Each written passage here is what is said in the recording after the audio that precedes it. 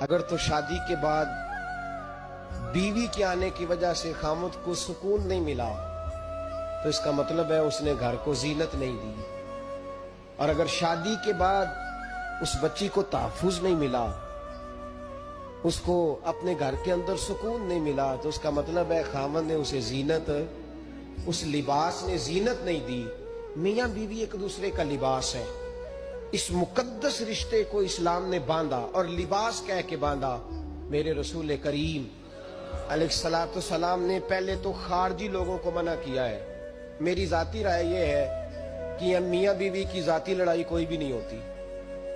ذاتی لڑائی، میری باتوں کی سمجھ تو آ رہی ہے نا آپ دوستوں؟ کوئی نہیں آ رہی؟ اللہ جزا دے آپ۔ میاں بیوی کی ذاتی لڑائی کوئی نہیں ہوتی۔ ہوتا پتہ کیا ہے؟ لڑکے سے پوچھیں کہ بتائیں جناب کیا حال ہے، تو کہتے ہیں بیوی میری صحیح ہے، اس کے گھر والے نہیں صحیح۔ سنا ہے آپ نے بھی کبھی یہ لفظ؟ تو اسی طریقے سے اگر لڑکی سے پوچھیں کہ تیرا کیا حال ہے، تو کہتی ہے خامن تو میرا دھیان رکھتا ہے، اس کی اماں نہیں خیال رکھنے دیتی۔ تو لڑائی جو ہوتی ہے وہ تیسرے آدمی کی وجہ سے ہوتی ہے۔ تیری اماں آئی تھی تو اس طرح کہہ گئی، تو تیرا بھائی آ گیا تھا تو وہ یہ کہہ گیا، تیسرے فرد کی وجہ سے۔ میرے نبی کریم علیہ السلام نے تیسرے بندے کو سمجھایا ہے، تیسرے فرد کو حضور نے سمجھایا ہے۔ نبی پاک علیہ السلام نے فرمایا خبردار، ماں، بھائی، بیٹا، باپ، سارے لحاظ کریں، بسنے دے میاں بیوی۔ اگر شادی کر دیا تو ان کو سکون سے رہنے دو۔